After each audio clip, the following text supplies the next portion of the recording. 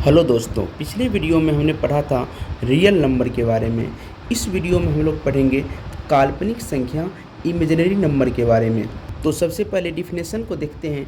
Definition है B I के रूप की संख्याओं को काल्पनिक संख्या कहते हैं जहां B belongs to real number और आई का स्क्वायर बराबर होगा -1 के।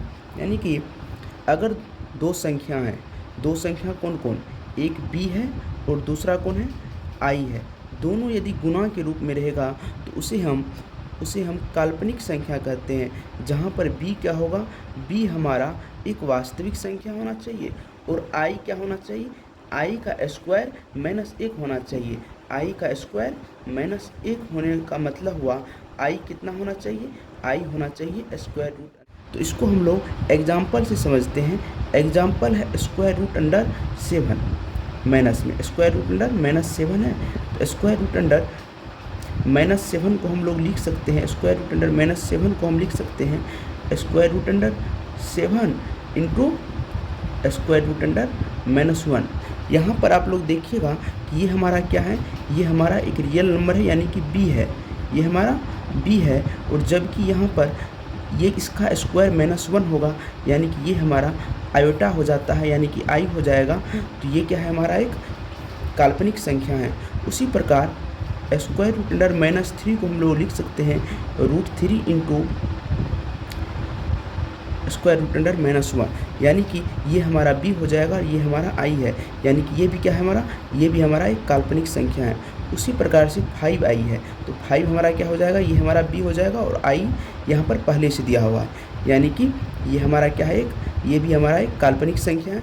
उसी प्रकार से 7 आई में 7 हमारा बी हो जाएगा और आयोटा पहले से दिया हुआ है यानी कि हमारा क्या हो जाएगा, काल्पनिक संख्या। यानी कि जब कोई वास्तविक संख्या के साथ गुणा में क्या रहेगा, गुणा में स्क्वायर रूट अंडर -1 लगा रहेगा तो उसे हम लोग काल्पनिक संख्या कहते हैं। उसके बाद आप लोगों को एक नोट याद रखना है, यहाँ पर लिखा हुआ है शून्य वास्तविक भी है और काल्पनिक भी। यानी कि शून्य हमारा एक वास्तविक संख्या है और काल्पनिक संख्या है। शून्य हमारा वास्तविक संख्या इसलिए है क्योंकि वो परिमेय संख्या है।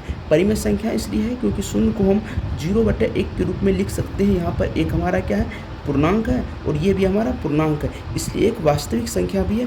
और काल्पनिक संख्या क्यों है, काल्पनिक संख्या इसलिए है क्योंकि 0 को हम 0 गुना स्क्वायर रूट अंडर -1 लिख सकते हैं। यहाँ पर ये क्या हमारा 0 हमारा एक रियल नंबर है यानी कि ये हमारा बी हो जाता है और ये हमारा आयोटा हो जाता है, आई हो जाता है यानी कि इसको हम बी आई के फॉर्म में लिख सकते हैं। इसलिए ये हमारा क्या हो जाएगा, ये हमारा एक काल्पनिक संख्या। काल्पनिक संख्या के बाद अब हम लोग पढ़ेंगे कॉम्प्लेक्स नंबर सम्मिश्र संख्या। तो डिफिनेशन है ए प्लस बी आई के रूप की संख्याओं को सम्मिश्र संख्या कहते हैं जहां A B belongs to real number.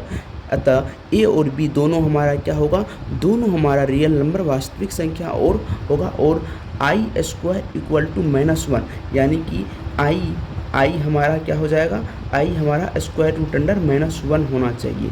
ठीक है, तो एग्जाम्पल हम लोग देखते हैं। एग्जाम्पल है -4, क्या है -4 को हम लोग क्या लिख सकते हैं, -4 को हम लोग क्या लिख सकते हैं, -4 into 0 into square root under -1।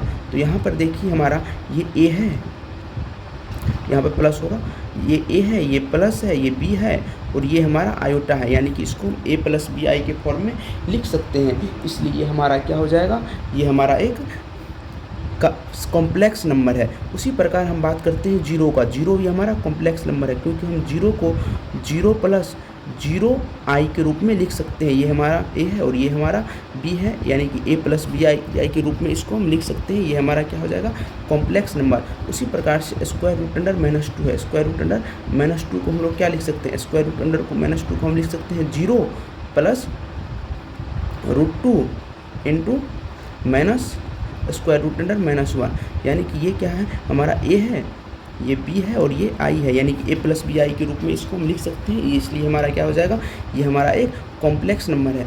और नोट आप लोगों को एक याद रखना है कि सभी वास्तविक तथा काल्पनिक संख्या सम्मिश्र संख्या होती है यानी कि जितनी भी वास्तविक संख्या हैं और काल्पनिक संख्या हैं सभी क्या हैं, सभी सम्मिश्र संख्या हैं।